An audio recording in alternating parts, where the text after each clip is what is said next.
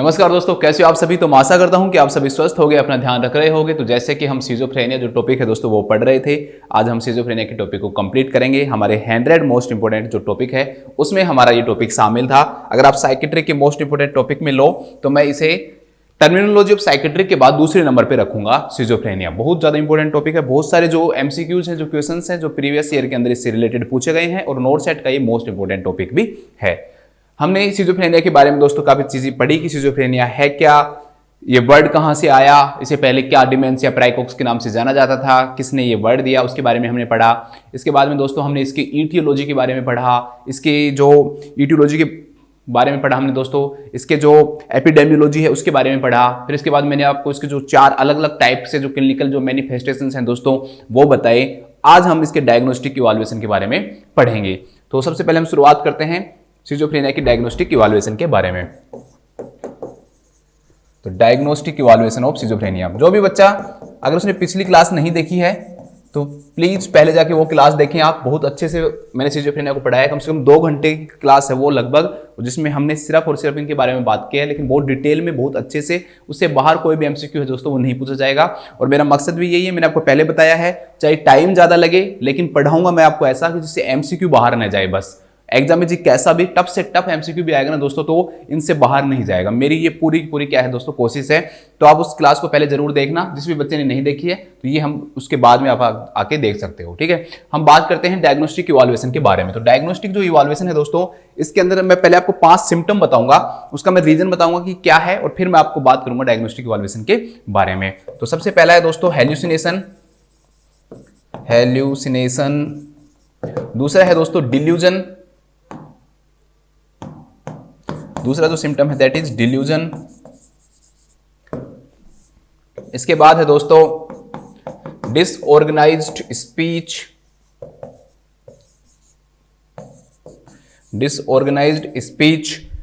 इसके बाद है आपका नेगेटिव सिम्टम्स।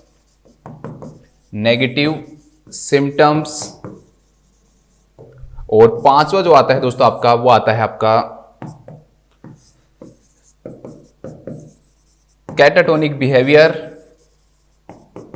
या फिर डिसऑर्गेनाइज्ड बिहेवियर भी लिखा हुआ सकता है, डिसऑर्गेनाइज्ड बिहेवियर। देखो अब आप सोच रहे हो सर यहां भी तो है ना, ये सिर्फ स्पीच है, इसमें सिर्फ स्पीच की जो प्रॉब्लम है दोस्तों वो होगी। ठीक है, थॉट के जो जितने डिसऑर्डर्स हैं उनसे रिलेटेड जो डिसऑर्डर हैं वो इसके अंदर आएंगे आपके, जो हमने कंटेंट लेवल के अंदर पढ़े हैं। यहाँ पे पूरा का पूरा बिहेवियर डिसऑर्गेनाइज हो जाएगा। इमोशंस हैं वो भी डिसऑर्गेनाइज होंगे, उसका जो एक्ट है, जो काम करता है, ठीक है, जो भी एक्टिविटीज हैं वो भी डिसऑर्गेनाइज्ड हो जाएंगी, उसके इमोशंस भी डिसऑर्गेनाइज्ड होंगे, ठीक है, और स्पीच भी डिसऑर्गेनाइज होगी। तो वो तीनों चीजें शामिल होती हैं, तो वो कहलाता है डिसऑर्गेनाइज्ड बिहेवियर। एक इसके अंदर और शामिल है कैटाटोनिक। ये पूरे के पूरे जो दोस्तों ये ऐसे इस प्रकार से 5 दे रखे हैं, ये आपके ये आईसीडी जो 10 क्लासिफिकेशन है, DSM-5 जो क्लासिफिकेशन है उसमें दे रखे हैं कि इन 5 सिम्टम में से अगर देखो, अब डायग्नोसिस कैसे बनाई जाती है सिजोफ्रेनिया की उसके बारे में बात करते हैं। कोई भी पेशेंट आता है उसके ये 5 सिम्टम देखे जाएंगे कि उसके अंदर हेलुसिनेशन प्रेजेंट है या नहीं है, डिल्यूजन प्रेजेंट है या नहीं है, डिसऑर्गेनाइज्ड स्पीच प्रेजेंट है या नहीं है। नेगेटिव जो सिम्टम्स है मैंने सारे पढ़ा दिए आपको, अब ये बताने की जरूरत नहीं है कि भाई नेगेटिव सिम्टम्स क्या है, ये क्या है, सब चीजें मैंने आपको पढ़ाई हुई है। कैटाटोनिक बिहेवियर प्रेजेंट है या नहीं है, तो इन 5 सिम्टम को देखा जाएगा दोस्तों। ठीक है, जो भी साइकियाट्रिस्ट है वो इन 5 सिम्टम को देखेगा और फिर वो ये कहेगा कि अगर इन सिम्टम में से ये आईसीडी जो 10 और जो 11 है उसमें भी ये लिखा हुआ है, और DSM-5 क्लासिफिकेशन उसमें भी क्या बताया गया है कि अगर इन 5 सिम्टम में से 2 या 2 से ज्यादा सिम्टम, 2 और मोर देन 2 सिम्टम्स दोस्तों प्रेजेंट हैं, और उन 2 या 2 में से कम मिनिमम एक जो सिम्टम है, मिनिमम 1 जो सिम्टम है दोस्तों वो होना चाहिए, पहला, दूसरा और तीसरा। इसलिए मैंने आपको ये इस प्रकार से लिखवाए हैं कि इन 5 में से कितने सिम्टम प्रेजेंट होने चाहिए, कम से कम 2 या फिर 2 से ज्यादा, 2 या 2 से ज्यादा। और लेकिन वो जो 2 है ना वो ऐसे नहीं है कि भाई चौथा और 5वां हो गया, नहीं, उन दोनों में से भी एक जो सिम्टम है वो क्या तो पहला होना चाहिए या दूसरा होना चाहिए या क्या होना चाहिए दोस्तों, तीसरा होना चाहिए। तो हम उस डिजीज को डायग्नोज कर सकते हैं, और वो डिजीज क्या कहलाएगी दोस्तों, सिजोफ्रेनिया कहलाएगी। वो डिजीज क्या कहलाएगी, सिजोफ्रेनिया कहलाएगी। तो ध्यान रखना 5 सिम्टम है, उसके अकॉर्डिंग डायग्नोसिस बनाई जाती है। Hallucination, delusion, disorganised speech, negative symptoms, catatonic behaviour, disorganised behaviour. इन 5 में से कोई भी 2 या 2 से ज्यादा होने चाहिए, लेकिन उन दोनों 2 या 2 से ज्यादा में से कम एक जो सिम्टम है वो पहला दूसरा या तीसरा, इन तीनों में से कम एक सिम्टम का होना क्या है दोस्तों, जरूरी है, तभी वो डायग्नोसिस किसकी बनाई जाएगी, सिजोफ्रेनिया की बनाई जाएगी। अब एक चीज और देखो, इसके बाद आता है time period of illness. ICD-10 या ICD जो 11 है दोस्तों, वो कहते हैं कि ये जो सिम्टम है वो अगर 1 मंथ से ज्यादा है, मोर देन 1 मंथ है, तो ये डिजीज क्या कहलाएगी दोस्तों, सिजोफ्रेनिया कहलाएगी। क्या कहलाएगी ये डिजीज, सिजोफ्रेनिया कहलाएगी, सिजोफ्रेनिया। लेकिन DSM-5 अलग कहती है, ये भी आपको पता होना चाहिए, ठीक है। DSM जो 5 है दोस्तों, वो ये कहती है कि ये जो इलनेस है सिजोफ्रेनिया की इलनेस, तभी ये सारे जो सिम्टम्स हैं ये कम से कम 6 मंथ के लिए प्रेजेंट होने चाहिए। तो ये भी अंतर याद रखना, कोई आपसे डायरेक्टली पूछ ले कि सिजोफ्रेनिया की डायग्नोसिस DSM-5 के अकॉर्डिंग कितने महीने के क्लिनिकल मैनिफेस्टेशन के साथ बनाई जाती है, कि जो सिम्टम 2 या 2 से ज्यादा प्रेजेंट रहेंगे, कम से कम कितने महीने तक रहने चाहिए। तो DSM-5 ये कहता है कि कम से कम कितने रहने चाहिए दोस्तों, 6 महीने तक रहने चाहिए। जबकि ICD-10 और ICD-11 ये कहता है कि अगर 1 महीने से ज्यादा भी सिम्टम प्रेजेंट है दोस्तों, तो भी उस पर्सन को क्या कहलाया जाएगा दोस्तों, वो सिजोफ्रेनिया कहलाया जाएगा। वो क्या कहलाया जाएगा, सिजोफ्रेनिया कहलाया जाएगा।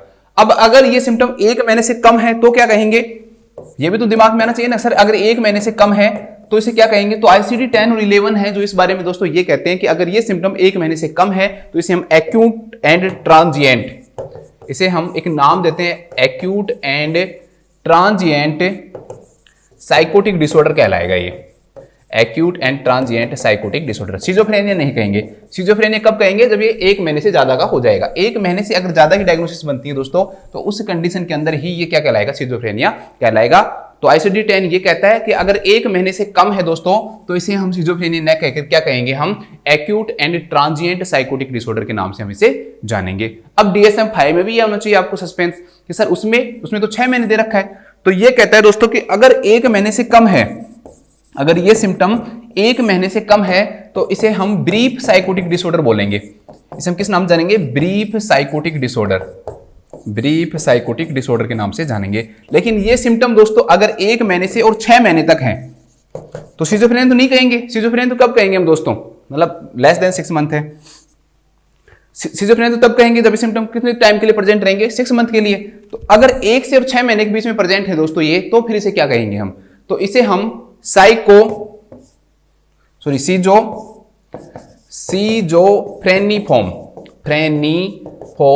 डिसऑर्डर कहेंगे। ध्यान रखना ये भी थोड़ा सा, क्योंकि कुछ तो डायग्नोसिस बनाई जाएगी ना कि मतलब वो सिजोफ्रेनिया की तरफ बढ़ रहा है। ब्रीफ का मतलब थोड़े कम समय के लिए, यहां पर एक्यूट मतलब एकदम से आया और ट्रांजिएंट कुछ समय के लिए बना रहेगा, ठीक है। तो एक्यूट एंड ट्रांजिएंट, तो सिजोफ्रेनिया के वाले जो सिम्टम हैं जो हमने देखे हैं कि 2 या 2 से ज्यादा सिम्टम, ठीक है, वो अगर 1 महीने से कम के लिए है ना, तो फिर वो डिसऑर्डर सिजोफ्रेनिया नहीं कहलाकर क्या कहलाएगा, acute and transient psychotic disorder कहलाएगा। किसके अकॉर्डिंग, ICD-10 और 11 के अकॉर्डिंग। लेकिन DSM-5 ये कहता है कि नहीं, अगर 1 महीने से कम है तो फिर हम इसे क्या कहेंगे, ब्रीफ साइकोटिक डिसऑर्डर कहेंगे। तो दोनों में से डॉक्टर कोई भी डायग्नोसिस बना सकता है, इसमें ब्रीफ भी बना सकता है, वो भी ICD-10 को भी यूज कर सकता है, DSM को भी यूज कर सकता है, ठीक है। लेकिन ज्यादा जो पॉपुलर है, अगर आपके एग्जाम क्वेश्चन आता है कुछ भी नहीं दे रखा, तो आप ICD-10 है दोस्तों, उसको ही क्या करोगे, फॉलो करोगे। क्यों, क्योंकि वो ज्यादातर वहां पर अमेरिकन से इंक्लूडेड होगी, अमेरिकन जो साइकेट्रिक एसोसिएशन और WHO है उसको पूरा वर्ल्ड मानते हैं। तो ICD-10 जो मैंने आपको पहले से बताया कि WHO के द्वारा बताया गया है, ठीक है।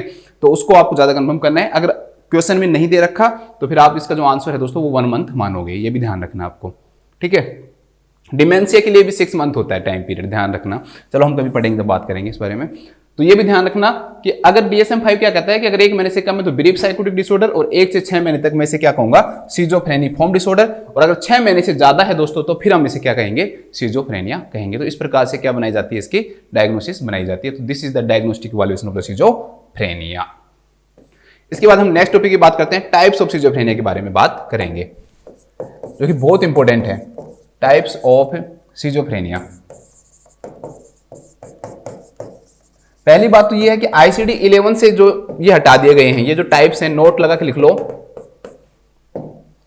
These types have been removed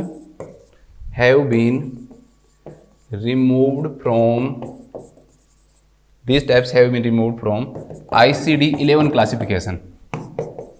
ICD जो 11 जो क्लासिफिकेशन है ना, जो अभी हम जो टाइप पढ़ने जा रहे हैं ना, उसको हटा दिया उन्होंने, ठीक है। फिर भी हम पढ़ेंगे क्योंकि क्वेश्चन आते हैं।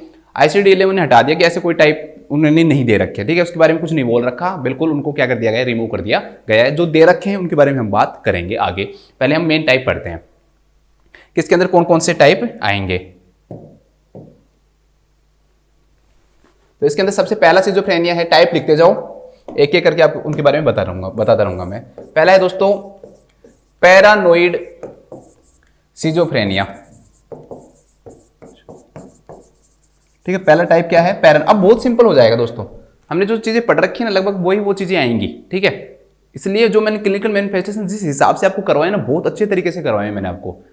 अब आप देखोगे कैसे, एक कोई आएगा जिसमें सीधा कैटाटोनिक आ जाएगा, एक आएगा डिसऑर्गेनाइज्ड आ जाएगा, किसी में पॉजिटिव आ जाएंगे, किसी में नेगेटिव आ जाएंगे, ठीक है। इस प्रकार से सिम्टम क्या होंगे हमारे सामने आएंगे, ठीक है। तो पैरानोइड जो सिजोफ्रेनिया है दोस्तों, उसमें आपको याद रखना है कि इसके अंदर मेनली जो सिम्टम्स प्रेजेंट होते हैं वो होते हैं हेलुसिनेशन और डिल्यूजन। मेनली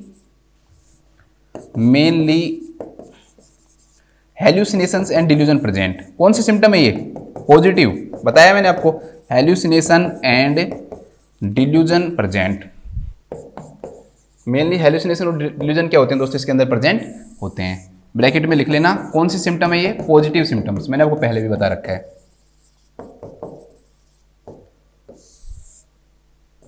ठीक है, इसके अंदर कौन सा डिल्यूजन प्रेजेंट रहता है, डिल्यूजन ऑफ परसिक्यूशन प्रेजेंट रहता है, ठीक है। कौन सा डिल्यूजन प्रेजेंट रहता है, डिल्यूजन ऑफ परसिक्यूशन प्रेजेंट रहता है, मैंने आपको ये बता रखा है पहले से ही।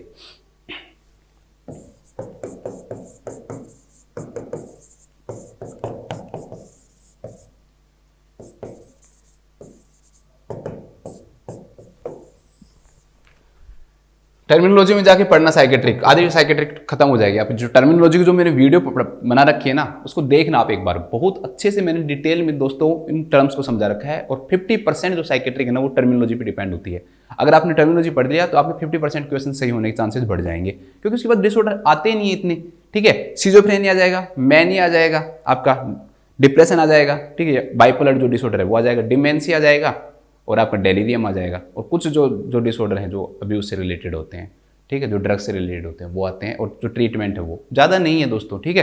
तो आपको ध्यान रखना, टर्मिनोलॉजी को जरूर पढ़ना आप एक बार जाके, ठीक है। तो ये सिम्टम्स मेनली प्रेजेंट होते हैं। इसके अलावा ध्यान रखना है कि ये जो डिजीज है इसका जो ऑनसेट होता है दोस्तों वो लेट ऑनसेट होता है, late onset and good prognosis, good prognosis. Onset कैसा होता है, लेट, मतलब कि 45 साल के बाद, बताया हुआ मैंने आपको, पिछली वीडियो को जरूर देखो। 45 साल के बाद अगर ऑनसेट हो रहा है तो उसे हम लेट ऑनसेट सिजोफ्रेनिक नाम से जानते हैं। गुड प्रोग्नोसिस का मतलब क्या है कि जो पेशेंट के ठीक होने के जो चांसेस जो होते हैं वो क्या होते हैं, ज्यादा होते हैं, ठीक है। इसके अलावा एक चीज और लिख लो बस, इसके अंदर जो पर्सनैलिटी पाई जाती है दोस्तों, इसके अंदर प्रीजर्व्ड पर्सनैलिटी बोलते हैं इसे हम। मैं समझाता हूं अभी क्या है ये।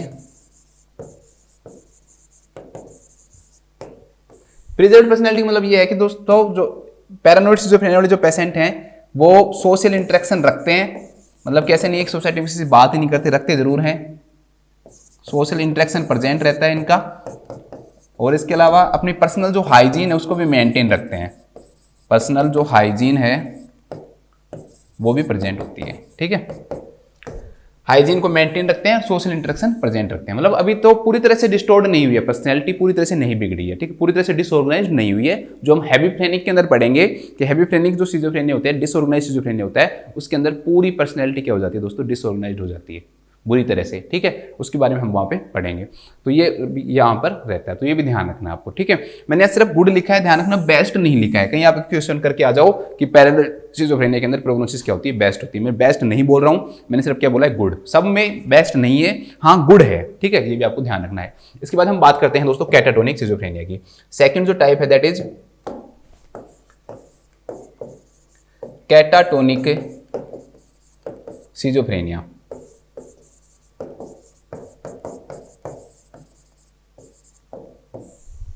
अब इसके अंदर सिम्टम्स बताने की जरूरत नहीं है दोस्तों, मेनली इसके अंदर catatonic and negative symptoms present होते हैं। अब कैटाटोनिक और नेगेटिव सिम्टम्स यहाँ पे लिखाने की जरूरत नहीं है, इसलिए मैंने उनको अच्छे से लिखा है आपको। वहां पर आपको टाइम जरूर कंज्यूम हुआ, लेकिन वहां पर आपने अगर अच्छे से पढ़ लिया तो यहाँ पर आपको कोई दिक्कत नहीं होगी, ठीक है। इसके बाद में आपको ध्यान रखना है कि कैटाटोनिक जो सिजोफ्रेनिया है दोस्तों, this is the in this schizophrenia prognosis is best prognosis, best prognosis. ठीक है, प्रोग्नोसिस क्या होती है इसकी? बेस्ट होती है। जितने भी सिजोफ्रेनिया हैं दोस्तों, उन सारे सिजोफ्रेनिया के अंदर हम एंटीसाइकोटिक जो ड्रग्स हैं दोस्तों वो यूज करते हैं। ठीक है, जिन्हें हम मेजर ट्रैंक्विलाइजर के नाम से भी जानते हैं, ठीक है, न्यूरोलेप्टिक ड्रग्स के नाम से भी जानते हैं। तो इसके अंदर जो ड्रग्स है ना दोस्तों, वो कैटाटोनिक सिजोफ्रेनिया के अंदर ध्यान रखना कि यहाँ पर जो ड्रग्स यूज की जाती है, मेनली ड्रग ऑफ चॉइस यहाँ पे IV लोराजेपाम, जो कि एक बेंजोडाइजेपिन होता है।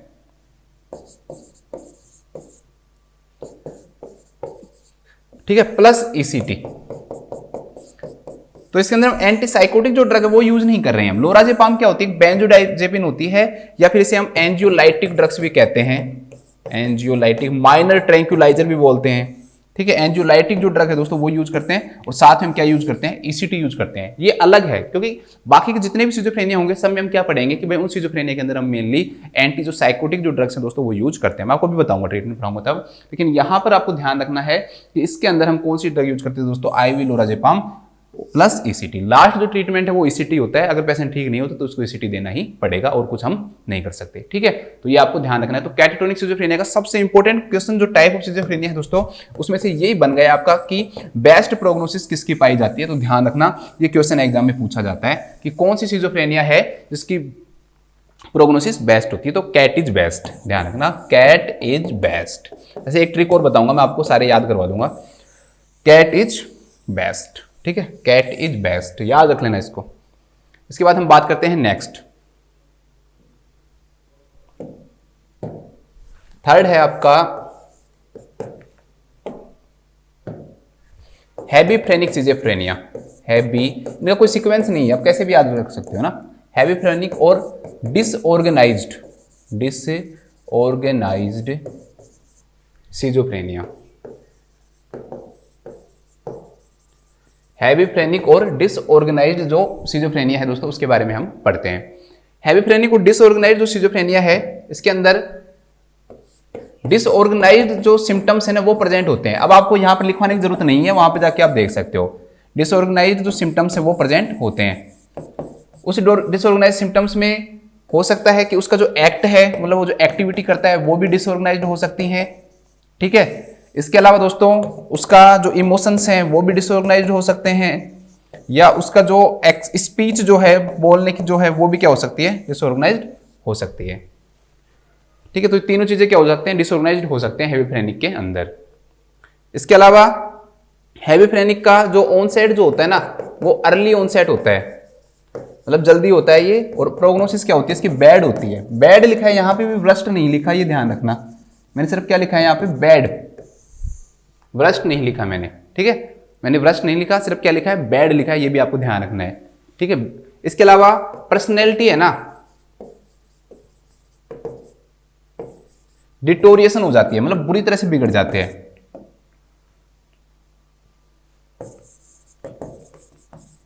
या डिसऑर्गेनाइज्ड लिख लो। डिसऑर्गेनाइज्ड होने का मतलब थोड़ा सा समझा देता हूं यहां पे। मतलब क्या रहेगा? देखो, कोई भी सोशल इंटरेक्शन नहीं रहेगा, किसी से बात नहीं करेगा। ठीक है, सोशल इंटरेक्शन यहां पर क्या हो गया? एब्सेंट हो गया। इसके अलावा दोस्तों पर्सनल हाइजीन मेंटेन नहीं करेगा, पर्सनल हाइजीन भी मेंटेन नहीं करेगा, तो पर्सनल हाइजीन भी नहीं रहेगा। और अजीब बिहेवियर दिखाएगा। मैंने वहां पर भी आपको बताया था डिसऑर्गेनाइज्ड सिम्टम में कि बिहेवियर कैसा दिखाता है? ओड बिहेवियर दिखाता है, अजीब बिहेवियर करेगा, एबनॉर्मल, बिल्कुल बिल्कुल जैसे हम मार्केट में जाते हैं उसको सीधा देखते बोल देते हैं ना कि पागल हो रहा है ये तो, बिल्कुल। ठीक है, मतलब कि ओड बिहेवियर का मतलब क्या होता है? किसी के सामने भी कपड़े निकाल लेना, कुछ भी कर लेना। ठीक है, ऐसी एक्टिविटी वो क्या कहलाती है? Odd behaviour. ऐसी चीजें शो करेगा तो पर्सनैलिटी डिटोरिएट हो जाती है कंप्लीटली, या डिसऑर्गेनाइज्ड हो जाती है। अर्ली ऑनसेट होता है, एंड बैड क्या होता है? इसकी प्रोग्नोसिस होती है। बाकी मैंने आप सबको बता दिया। ठीक है, डिसऑर्गेनाइज्ड स्पीच होता है। हैबीफ्रेनिक और किस नाम से जाना जाता है? तो ये याद रखना, डिसऑर्गेनाइज्ड के नाम से जाना जाता है। और पर्सनैलिटी किसके अंदर डिटोरिएट हो जाती है? तो वो भी हैबीफ्रेनिक के अंदर हो जाती है। इसके बाद पढ़ते हैं नेक्स्ट। एक जो सिजोफ्रेनिया है दोस्तों, उसका नाम है अनडिफरेंशिएटेड सिजोफ्रेनिया। अनडिफरेंशिएटेड का मतलब क्या है दोस्तों? जिस सिजोफ्रेनिया को हम क्या नहीं कर सकते, पता नहीं लगा सकते कि किस टाइप का है। तो दो या दो से ज्यादा जो सिजोफ्रेनिया की टाइप के सिम्टम्स प्रेजेंट हो, 2 और more than 2 type of schizophrenia symptoms, symptoms present.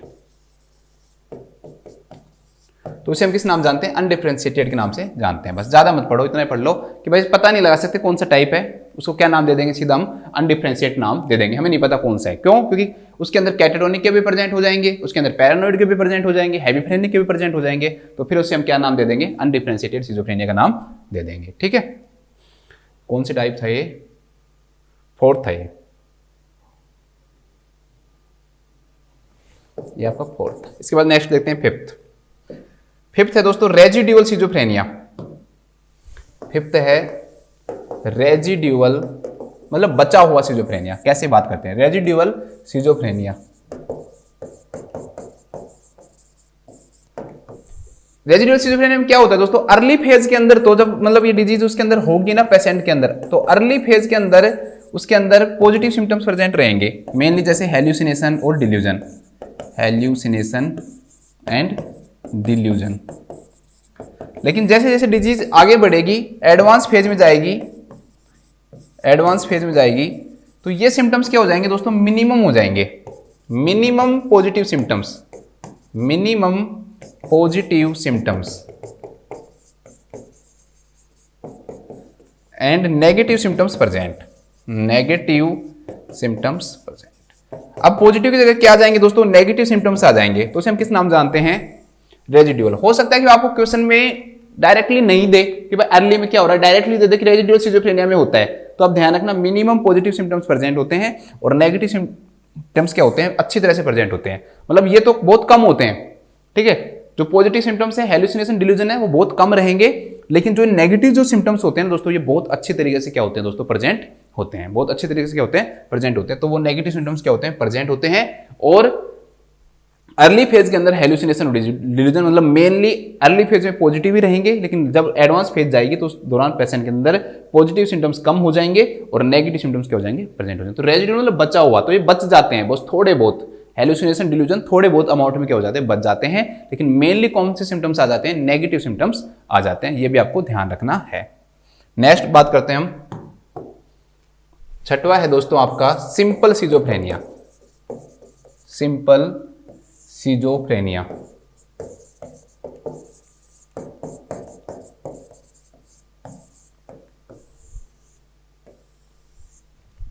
ठीक है, सिंपल सिजोफ्रेनिया देखते हैं हम।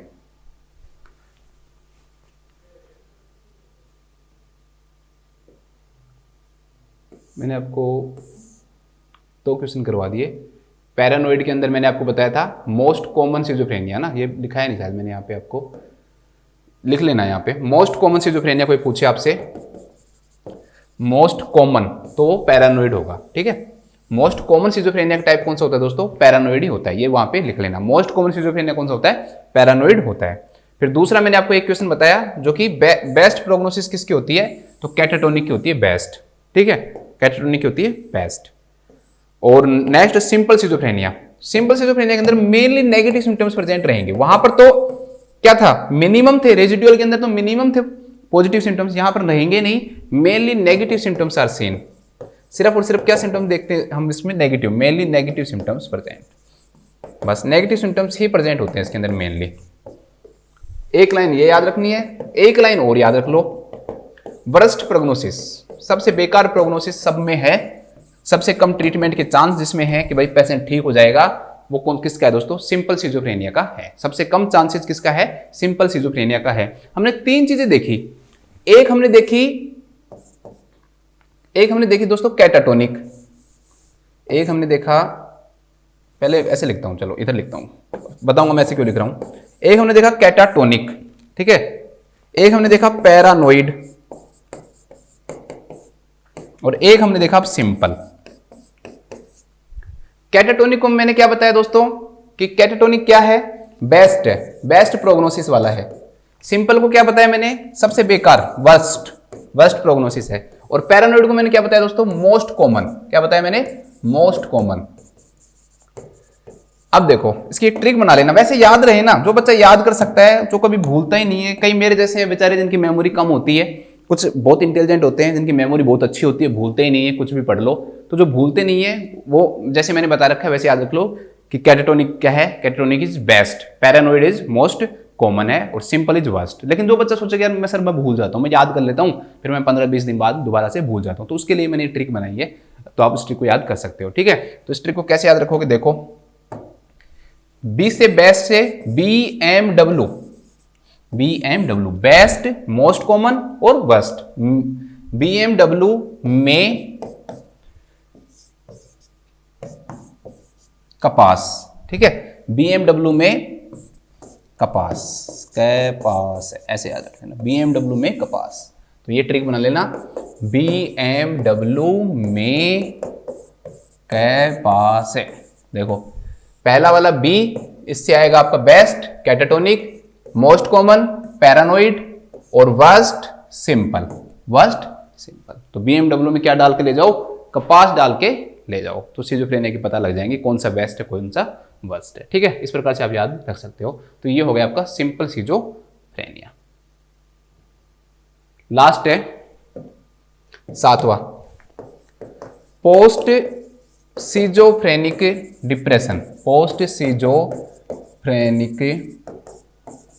डिप्रेशन, चलो समझते हैं। इसमें क्या होगा दोस्तों कि किसी भी पेशेंट को ना सिजोफ्रेनिया होगा, ये लो पेशेंट को हो गया सिजोफ्रेनिया, उसका पेशेंट का सिजोफ्रेनिया हो जाएगा ठीक, रिजोल्व हो गया, ठीक हो गया, रिजोल्व, RESOLV, रिजोल्व होने के बाद उस पेशेंट के अंदर क्या होगा, डिप्रेशन आ जाएगा, क्या आ जाएगा, डिप्रेशन आ जाएगा।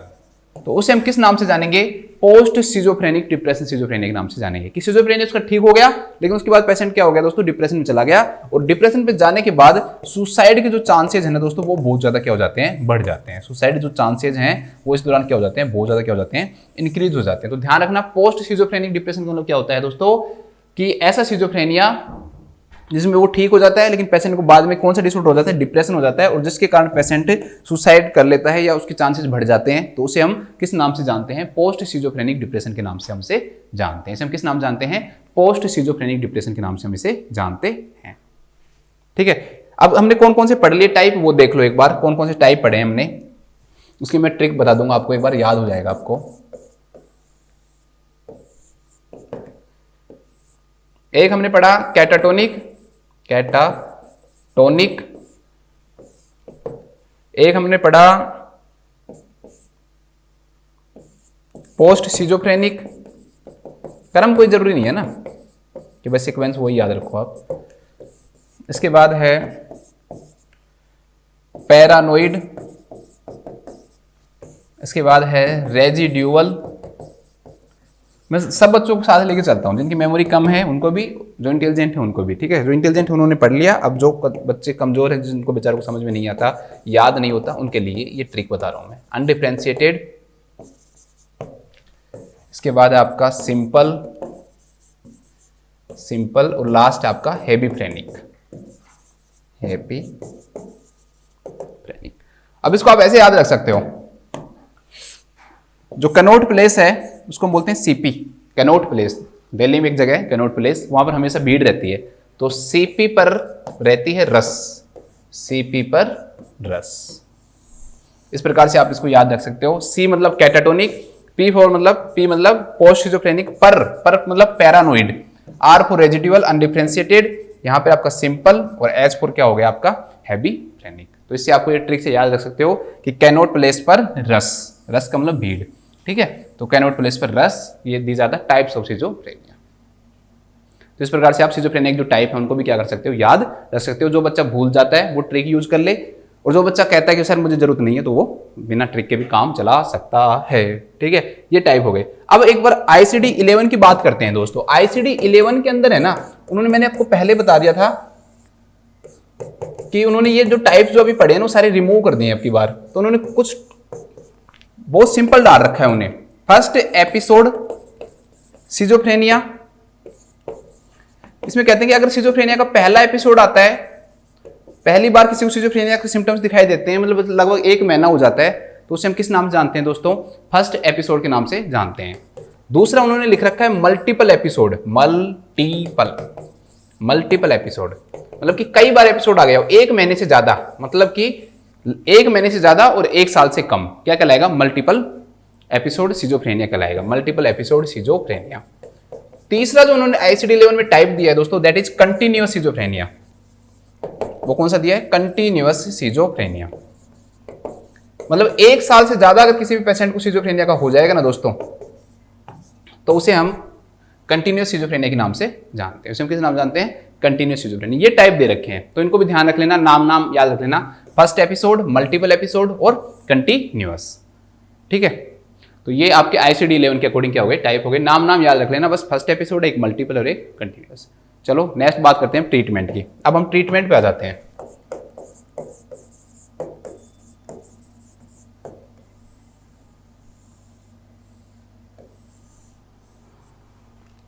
जिस भी पेशेंट को मान लो फर्स्ट एपिसोड आ रहा है,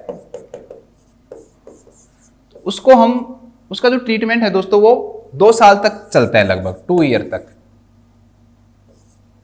लेकिन जिसके भी मल्टीपल एपिसोड है या कंटिन्यूअस सिजोफ्रेनिया है, उसका ट्रीटमेंट 5 साल या फिर इससे भी ज्यादा चलता है, 5 और मोर देन 5 ईयर्स। ये भी आप थोड़ा सा ध्यान रख लेना। 2 साल तक ट्रीटमेंट चलेगा। अगर आपको एक बार सिजोफ्रेनिया के एपिसोड आए हैं तो दोस्तों तो भी आपका जो ट्रीटमेंट है वो कितने साल चलता है? 2 साल तक चलता है। और अगर एक एपिसोड से ज्यादा है, मल्टीपल या कंटिन्यूअस है, तो 5 साल और 5 साल से ज्यादा आपका ट्रीटमेंट चलेगा। देखो कितना लंबा ट्रीटमेंट चलता है सिजोफ्रेनिया का, ये भी आपको ध्यान रखना है। अब हम बात करते हैं कि क्या क्या ड्रग्स यूज करते हैं। सिजोफ्रेनिया में जो हम ड्रग्स यूज करते हैं दोस्तों, उन्हें हम एंटीसाइकोटिक ड्रग्स कहते हैं। यहां पर हम ज्यादा डिटेल में नहीं पढ़ेंगे, लेकिन बस ये है कि थोड़ा थोड़ा पढ़ लेंगे, फिर मैं आपको एंटीसाइकोटिक ड्रग्स जब अच्छे से पढ़ाऊंगा ना, तब इनके बारे में और बता दूंगा। ठीक है, एंटीसाइकोटिक जो ड्रग्स है दोस्तों वो 2 प्रकार की होती हैं। इन्हें हम मेजर ट्रैंक्विलाइजर के नाम से भी जानते हैं इन्हें हम। ठीक है, न्यूरोलेप्टिक जो ड्रग्स हैं उनके नाम से भी जानते हैं, तो उनके बारे में हम बात करेंगे। एंटीसाइकोटिक जो ड्रग्स सिजोफ्रेनिया की ट्रीटमेंट में यूज की जाती है दोस्तों, उनको हम 2 भागों में बांटते हैं। एक ऐसी जो ओल्ड जनरेशन में यूज की जाती थी, जिसे हम टिपिकल के नाम से जानते हैं, टिपिकल एंटीसाइकोटिक। और दूसरी जो आज यूज की जाती है, रिसेंटली यूज की जाती है, नई जनरेशन की है। ऐसे नहीं टिपिकल भी यूज की जाती है, लेकिन जो नई जनरेशन में बाद में बनी है दोस्तों, उन्हें किस नाम जानते हैं? हम एटिपिकल के नाम से हम इन्हें जानते हैं। अब मैंने आपको सिजोफ्रेनिया की ईटियोलॉजी पढ़ाई थी, वहां पर मैंने पहला जो ईटियोलॉजी बताया था वो आपको मैंने बताया था न्यूरोट्रांसमीटर हाइपोथेसिस। ठीक है, न्यूरोट्रांसमीटर हाइपोथेसिस मैंने आपको बताया, तो ध्यान रखना। उसमें मैंने आपको 2 बताए थे, एक डोपामिन और एक सीरोटोनिन। तो टिपिकल जो है दोस्तों वो डोपामिन रिसेप्टर को ब्लॉक करती है। डोपामिन रिसेप्टर ब्लॉकर है ये, या डोपामिन रिसेप्टर एंटागोनिस्ट है ये, या इसको हम सीधा ऐसे बोलते हैं D2 रिसेप्टर एंटागोनिस्ट। ठीक है, जो डोपामिन रिसेप्टर से D2 के नाम से जानते हैं, तो इसे हम D2 रिसेप्टर एंटागोनिस्ट भी बोलते हैं हम इसे। ठीक है, एटिपिकल जो होती है दोस्तों, ये दोनों पे काम करती है, ये सीरोटोनिन पे भी और डोपामिन पे भी। ठीक है, तो ये डोपामिन पे भी काम करती है, डोपामिन एंटागोनिस्ट भी है, मतलब D2 रिसेप्टर एंटागोनिस्ट भी हो गई, एंड सीरोटोनिन एंटागोनिस्ट भी है, सीरोटोनिन भी है। सीरोटोनिन को क्या बोलते हैं? रिसेप्टर को, तो इसको, इस ड्रग को हम 5-HT2 एंटागोनिस्ट के नाम से भी जानते हैं। ये भी ध्यान रखना, किसको हम किस नाम से जानते हैं? 5-HT2 एंटागोनिस्ट के नाम से भी जानते हैं। और डोपामिन को मैंने बता दिया, D2 रिसेप्टर एंटागोनिस्ट के नाम से जानते हैं। तो क्या याद रखोगे? टिपिकल जो होती है दोस्तों वो सिर्फ डोपामिन को ब्लॉक करती है, एटिपिकल जो होती है वो दोनों को ब्लॉक करती है, डोपामिन को भी और सीरोटोनिन को भी, याद रखना। टिपिकल जो होती है दोस्तों मेनली पॉजिटिव सिम्टम्स पे काम करती है। ये मेनली किस पे काम करती है? पॉजिटिव सिम्टम्स पे। और एटिपिकल जो होती है मेनली दोस्तों नेगेटिव सिम्टम्स पे काम करती है। मेनली किस पे काम करती है? नेगेटिव सिम्टम्स पे काम करती है। ये भी ध्यान रखना कि टिपिकल पॉजिटिव नेगेटिव पढ़े हुए इनमें, क्लिनिकल मैनिफेस्टेशन याद करो, वहां पे टेलीविजन हेलुसिनेशन पॉजिटिव था, फिर नेगेटिव पढ़ाए थे मैंने आपको। तो नेगेटिव जो है उस पे काम कौन सी करती है? एटिपिकल करती है। टिपिकल के एक्स्ट्रा पिरामिडल जो साइड इफेक्ट है वो ज्यादा होते हैं, ईपीएस पिरामिडल जो साइड इफेक्ट है वो होते हैं इनके ज्यादा होते हैं। ठीक है, मोर एक्स्ट्रा पिरामिडल जो साइड इफेक्ट है हम ईपीएस के नाम से जानते हैं वो ज्यादा होते हैं। यहां पर जो ईपीएस जो होते हैं दोस्तों वो क्या होते हैं? कम होते हैं, लेस होते हैं। ठीक है, ईपीएस क्या होते हैं? यहाँ पे लेस होते हैं। ईपीएस में कौन कौन से आते हैं? आप उन्हें पढ़ा हुआ होगा, पार्किंसनिज्म आता है, ड्रग इंड्यूस्ड जो पार्किंसनिज्म है वो आता है आपका। ठीक है, इसके अलावा आपका एक्यूट एकैथीसिया आता है, टार्डिव डिस्काइनेसिया आता है। ठीक है, एक्यूट डिस्टोनिया आता है, न्यूरोलेप्टिक मैलिग्नेंट जो सिंड्रोम है वो 5 आते हैं। ठीक है, एक बार चलो बता देता हूं, 5 आते हैं इसके अंदर दोस्तों। एक्स्ट्रा पिरामिडल साइड इफेक्ट, जो एंटीसाइकोटिक जो ड्रग है दोस्तों, उसके जो साइड इफेक्ट है उन्हें हम किस नाम जानते हैं? एक्स्ट्रा पिरामिडल साइड इफेक्ट के नाम से जानते हैं। एंटीसाइकोटिक ड्रग पढ़ाऊंगा तब आपको और अच्छे से करवाऊंगा मैं, बस अभी तो थोड़ा सा वैसे ही देख लो, नाम देख लो कि कौन कौन से होते हैं, पता होना चाहिए। तो ये जो ड्रग्स लेते हैं ना एंटीसाइकोटिक, तो उनके साइड इफेक्ट होने के क्या हो जाते हैं दोस्तों? चांसेस हो जाते हैं। तो एक तो आपका हो गया पार्किंसनिज्म, ड्रग के कारण हुआ है तो इसे हम ड्रग इंड्यूस्ड पार्किंसनिज्म बोलते हैं, ठीक है, ड्रग इंड्यूस्ड। एक होता है दोस्तों एक्यूट डिस्टोनिया, और एक होता है आपका एक्यूट एकैथीसिया, एक होता है आपका इसके अंदर टार्डिव डिस्काइनेसिया, टार्डिव डिस्काइनेसिया, और एक होता है आपका neuroleptic malignant syndrome, neuroleptic malignant syndrome. ये 5 साइड इफेक्ट होते हैं जो कि मेनली जो टिपिकल एंटीसाइकोटिक ड्रग है दोस्तों उनसे होते हैं। आपने पढ़े भी होंगे, जो भी बच्चा पढ़ाई करता है, इनको याद करने की ट्रिक है पटना, ठीक है, ट्रिक क्या याद है? पटना से याद रख लेना। P for parkinsonism, acute dystonia, acute एकैथीसिया, tardive dyskinesia और न्यूरोलेप्टिक मैलिग्नेंट सिंड्रोम, ठीक है। एक्यूट डिस्टोनिया ये सबसे पहले आने वाला होता है, सबसे अर्लीस्ट, ठीक है, ये आपको ध्यान रखना है। और एक्यूट एकैथीसिया जो होता है वो मेनली मोस्ट कॉमनली होता है, ठीक है, और इनके बारे में हम और अच्छे से बात कर लेंगे। तो ये साइड इफेक्ट्स इसके अंदर क्या होते हैं दोस्तों? ज्यादा होते हैं, इसके अंदर क्या होते हैं? कम होते हैं। एक होते हैं मेटाबॉलिक साइड इफेक्ट, एक क्या होते हैं? मेटाबॉलिक। तो जो टिपिकल जो ड्रग है उनके मेटाबॉलिक जो साइड इफेक्ट है वो दोस्तों कम होते हैं। मेटाबॉलिक साइड इफेक्ट इनके क्या होते हैं? कम होते हैं। इनके मेटाबॉलिक साइड इफेक्ट क्या होते हैं? ज्यादा होते हैं। मेटाबॉलिक साइड इफेक्ट ज्यादा होते हैं इनके, ठीक है। EPS extra pyramidal side effect इनके ज्यादा होते हैं, इनके जो ईपीएस है दोस्तों वो कम होते हैं। और क्या बताया? ये किस पे काम करती हैं? ये D2 पे काम करती हैं, ये D2 पे भी काम करती हैं और 5-HT2 पे भी काम करती हैं। ये मेनली पॉजिटिव सिम्टम्स के लिए यूज किया जाता है, ये मेनली नेगेटिव सिम्टम्स के लिए यूज किया जाता है, ठीक है। ये सारे हो गए एक साथ, इस प्रकार से आप लिख सकते हो। फिर इनके एग्जाम्पल्स याद कर लो कि क्या क्या एग्जाम्पल्स होंगे। तो अब एक बार एग्जाम्पल्स की बात कर लेते हैं हम। एग्जाम्पल्स, सबसे पहले हम बात करते हैं टिपिकल की।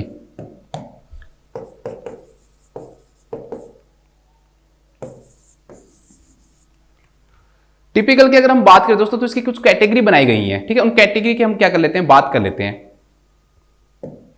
इसके जो टिपिकल जो ड्रग्स हैं उसकी 4 कैटेगरी बनाई गई हैं, तो एक बार उनके बारे में बस लिख लो, क्योंकि मैं वैसे इतना इंपॉर्टेंट है नहीं। यहां पे अगर आप कैटेगरी नहीं भी लिखोगे ना तो भी काम चल जाएगा। क्यों? क्योंकि वहां पे आप पढ़ोगे इनको, जब आपको पढ़ना पड़ेगा, जब हम एंटीसाइकोटिक ड्रग पढ़ेंगे। लेकिन यहां पर मैं इसलिए बताऊं भाई पढ़ लो, एक बार रिवाइज हो जाएगा, नाम तो कम से कम रिवाइज हो जाएंगे। तो एक जो कैटेगरी है वो है फिनोथायाजीन, फिनोथियाजीन, ठीक है। एक कैटेगरी फिनोथियाजीन। फिनोथियाजीन के अंदर जो ड्रग्स यूज की जाती हैं दोस्तों वो कौन सी यूज की जाती है? यूज याद रखना, क्लोरप्रोमाजीन, क्लोरप्रोमाजीन पहली ड्रग थी एंटीसाइकोटिक जो यूज हुई थी, क्लोरप्रोमाजीन।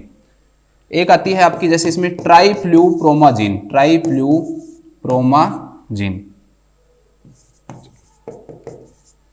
एक आती है प्रोक्लोरपैराजीन, जो स्टेमेटिल बोलते हैं ना, प्रोक्लोरपैराजीन, ठीक है। तो ये ड्रग्स याद रख लेना, क्लोरप्रोमाजीन, ट्राइफ्लूप्रोमाजीन और आपका प्रोक्लोरपैराजीन, प्रोक्लोरपैराजीन। एक ड्रग आती है आपकी थियोजेंथिन, पहली ड्रग थी ये जो यूज हुई थी ना टिपिकल के अंदर, पहली ड्रग थी ये जो यूज हुई थी, ये ध्यान रखना, थियोजेंथिन। दूसरी जो कैटेगरी आती है दोस्तों उसके नाम क्या है? थियोजेंथिन। इसका एग्जांपल भी इसकी इसी का जैसा ही है, जैसे थियोजेंथिन बोल रहे हैं। एक एग्जांपल याद कर लो आप, वो आपके लिए क्या रहेगा? इनफ रहेगा, बस थियोथीजीन,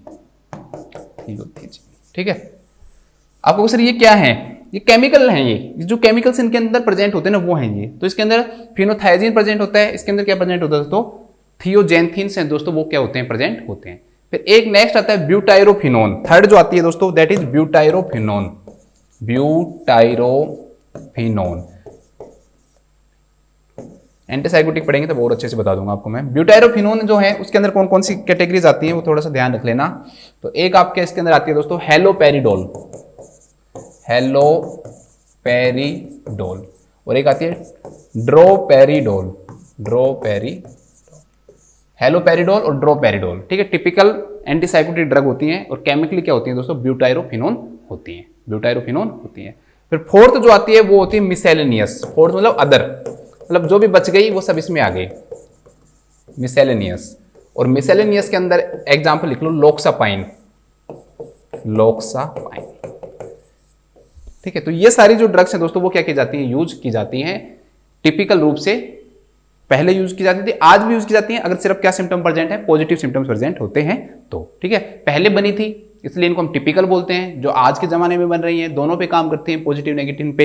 एक्स्ट्रा प्लेन साइड इफेक्ट भी कम होते हैं, वो क्या कहलाती हैं, आपकी एटिपिकल कहलाती हैं। इनकी 4 कैटेगरीज होती हैं, एक फिनोथाइजीन होती है, थियोजेंथिन होती है, ब्यूटाइरोफिनोन्स होती है और एक मिसेलेनियस होती है। ठीक है, इनके एक एक दो एग्जांपल याद रख लो। क्लोरप्रोमाजीन है, ट्राइफ्लुप्रोमाजीन है और प्रोक्लोरपेराजीन है। यहाँ पर थियोथिक्सीन है और ब्यूटाइरोफिनोन के अंदर आपकी कौन सी आती हैं, आपके हेलोपेरिडोल और ड्रोपेरिडोल आती हैं और मिसेलेनिन के अंदर आपकी लोक्सापाइन आती है। ठीक है, तो ये आपके एग्जांपल हो गए टिपिकल के। इसके बाद हम बात करते हैं नेक्स्ट एटिपिकल। एटिपिकल, एटिपिकल के अंदर सबसे पहली ड्रग सब नाम सुना होता है दोस्तों, क्लोजेपिन, क्लोजेपिन। एक आती है दोस्तों आपकी ओलाजेपिन, ओलाजेपिन। बस 2 याद रख लो, अभी तो बहुत हैं आपके। ठीक है, तो क्लोजेपिन और ओलाजेपिन जो ड्रग्स होती है दोस्तों वो कौन सी होती हैं, एटिपिकल एंटीसाइकोटिक ड्रग होती है, एटिपिकल एंटीसाइकोटिक ड्रग होती है। अब थोड़ा सा क्लोजेपिन के बारे में एक दो चीज सुन लो। एक तो क्लोजेपिन दोस्तों जो रिफ्रैक्टरी सिजोफ्रेनिया ना उसमें यूज होता है। आपको सर ये तो सुना ही नहीं, नाम ही हमने रिफ्रैक्टरी सिजोफ्रेनिया, तो आपने तो सारे पढ़ा दिए, ये तो छोड़ ही दिया। नहीं दोस्तों, वैसा कोई नाम नहीं है। रिफ्रैक्टरी सिजोफ्रेनिया मतलब ये होता है दोस्तों कि कोई भी पेशेंट है अगर उसको सिजोफ्रेनिया ट्रीट नहीं हो रहा है, ठीक है, रेसिस्टेंट हो गई है वो ड्रग के प्रति, उसके टिपिकल जो ड्रग्स है वो काम नहीं कर रही है, तो फिर उसे हम कौन सी ड्रग देते हैं दोस्तों, क्लोजेपिन देते हैं। अगर क्लोजेपिन से भी वो ट्रीट नहीं होता तो लास्ट चॉइस हमारे पास सिर्फ क्या बचती है दोस्तों, इलेक्ट्रोकन्वल्सिव थेरेपी बचती है, ईसीटी बचती है। ध्यान रखना, रिफ्रैक्टरी सिजोफ्रेनिया का लास्ट जो स्टेप होती है दैट इज ईसीटी। ईसीटी उसका लास्ट फेज होता है रिफ्रैक्टरी, तो क्लोजेपिन उसके रूप में क्या होती है, यूज होती है। कुछ क्लोजेपिन के साइड इफेक्ट्स होते हैं दोस्तों, जैसे क्लोजेपिन के जो पेशेंट है दोस्तों उनके अंदर वेट गेन देखने को मिला है, इसके अलावा सीडेशन देखने को मिलता है, मायोकार्डाइटिस देखने को मिलता है, मायोकार्डाइटिस देखने को मिलता है, एग्रेन्युलोसाइटोसिस है दोस्तों वो भी देखने को मिलता है, लोसाइटोसिस, जो एग्रेनुलोसाइट्स है वो बढ़ जाती हैं, और सीजर भी देखने को मिला है। ठीक है, तो ये भी इसमें देखने को मिलते हैं, ये भी आपको याद रखना है। वेट गेन, सीडेटिव, इसलिए जिस भी पेशेंट को क्लोजेपिन दी जाती है ना उस पेशेंट के अंदर हम टीएलसी काउंट करवाते हैं। क्या करवाते हैं, टीएलसी, डब्ल्यूबीसी काउंट चेक करवाते हैं। अगर उसमें एग्रेनुलोसाइट जो है दोस्तों वो अगर प्रेजेंट है, एग्रेनुलोसाइटोसिस प्रेजेंट है, तो उस कंडीशन के अंदर हम नहीं देते हैं, उस कंडीशन के अंदर हम क्लोजेपिन नहीं देते हैं। ये भी आप क्या रखना है, याद रखना है। ठीक है, तो ये आपका क्या हो गया दोस्तों, इसका ट्रीटमेंट हो गया। बस सिंपल सा था, ज्यादा कुछ आपको याद रखने की जरूरत नहीं थी। नेक्स्ट इसके अंदर याद रखो साइकोथेरेपी, लिख लो कौन कौन सी साइकोथेरेपी यूज की जाती है। साइकोथेरेपी, तो साइकोथेरेपी के अंदर हम कुछ थेरेपी यूज करते हैं, जैसे कि दोस्तों family therapy,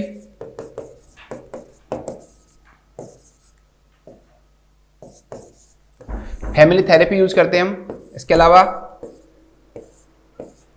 assertive community therapy,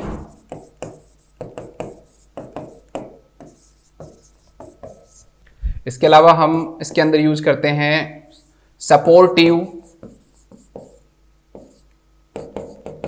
employment therapy, supportive employment जो थेरेपी है वो यूज करते हैं हम इसके अंदर। इसके अलावा हम टोकन इकोनॉमी यूज करते हैं, स्किल ट्रेनिंग, और एक cognitive therapy.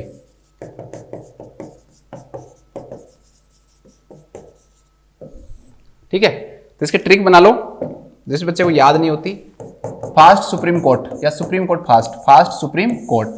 F for family therapy, A for assertive community therapy, supportive employment therapy, token economy, skill training और कोग्निटिव थेरेपी। इन सब के बारे में हम बात करेंगे जब हम साइकोथेरेपी के बारे में पढ़ेंगे, तब मैं आपको अच्छे से पढ़ाऊंगा, क्योंकि यहाँ पर पढ़ाने लग गया तो सिजोफ्रेनिया से काट के ये 1-1.5 घंटे की तो ये थेरेपीज हो जाएंगी आपकी, ठीक है। तो वहां पर हम इनके बारे में क्या करेंगे, बात करेंगे। बस आप नाम याद रख लो कि family therapy, assertive community therapy, supportive employment therapy, token, skill और कोग्निटिव ट्रिक वहां पे मैंने आपको बता दिया, तो आपको ऐसे आप भूलोगे भी नहीं, ठीक है।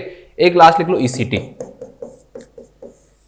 ईसीटी एक तो रिफ्रैक्टरी सिजोफ्रेनिया में यूज करते हैं। अभी मैंने आपको बताया रिफ्रैक्टरी सिजोफ्रेनिया क्या होता है, तो बार बार बताने की जरूरत आपको है नहीं। ऐसा सिजोफ्रेनिया जो ट्रीट नहीं हो रहा हो ड्रग्स से, ठीक है, बार बार ड्रग्स देने के बाद भी, और हमने उसको फिर क्लोजेपिन भी देके देख ली तो भी पेशेंट ठीक नहीं हो पा रहा, तो फिर हम लास्ट में उसको क्या देंगे दोस्तों, ईसीटी देंगे, ठीक है। कैटाटोनिक जो सिजोफ्रेनिया है, मैंने आपको पहले बताया था कि उसके अंदर हम बेंजोडाइजेपिन यूज करते हैं, लोराजेपाम, और साथ में क्या यूज करते हैं, ईसीटी। तो कैटाटोनिक सिजोफ्रेनिया में भी हम ये यूज करते हैं, ठीक है। ये अपना सिजोफ्रेनिया का टॉपिक था जो मैंने आपको पढ़ाया है, ठीक है। एक मैंने जो आपको क्लिनिकल मैनिफेस्टेशन में 4A लिखा है ना, उसमें एक ए में लास्ट के अंदर मैंने आपको एप्रोप्रिएट डिस्टर्बेंस लिखा है ना, उसके अंदर एक नाम वो लिख लेना ना, एप्रोप्रिएट डिस्टर्बेंस, जो यूगेन ब्लूलर ने दिए हैं, वहां पर एप्रोप्रिएट डिस्टर्बेंस के ब्रैकेट में इसके एक नाम से और जानते हैं, एसोसिएट डिस्टर्बेंस। एसोसिएट डिस्टर्बेंस है एक ही चीज। अभी मैंने आपको जब वहां पर बताया था, मैंने आपको यही बताया था कि जो थॉट होते हैं दोस्तों, उन दोनों के बीच में क्या नहीं रहता, कोई लिंक नहीं रहता है। जो दो थॉट होते हैं उनके बीच में क्या नहीं रहता, कोई लिंक नहीं रहता है, तो मतलब वो एक दूसरे से क्या रहते हैं, इनएप्रोप्रिएट रहते हैं, या फिर हम कहें तो एक दूसरे से जुड़े हुए नहीं रहते हैं। तो हो सकता है कि एग्जाम में ऑप्शन में एसोसिएट दे दे, फिर आपको एसोसिएट नहीं बताया आपने तो एप्रोप्रिएट बता दिया, तो उसको भी याद रखना कि वहां पर आप एक को लिख लेना, एसोसिएट डिस्टर्बेंस भी लिख लेना, ठीक है। क्या कि एक दूसरे से एसोसिएट नहीं रह पाते हैं, तो एसोसिएट डिस्टर्बेंस भी यूगेन ब्लूलर के जो 4A हैं दोस्तों, उसके अंदर आप उसको डाल लेना, ठीक है। तो ये आपकी पूरी सिजोफ्रेनिया की क्लास थी। मैंने कोशिश की आपको हर चीज इंक्लूड करवाने की। अगर आप अब क्वेश्चन देखोगे ना दोस्तों, मुझे नहीं लगता कि कोई ऐसा क्वेश्चन बचेगा सिजोफ्रेनिया में जो आप नहीं कर पाओगे। लगभग मैंने आपको हर एक चीज सिजोफ्रेनिया के बारे में करवा दी है, तो आप इसी प्रकार से पढ़ते रहो। अगले नेक्स्ट इंपॉर्टेंट टॉपिक में हम आपसे मिलते हैं। सभी अपना ध्यान रखो, स्वस्थ रहो, खुश रहो। Thank you so much.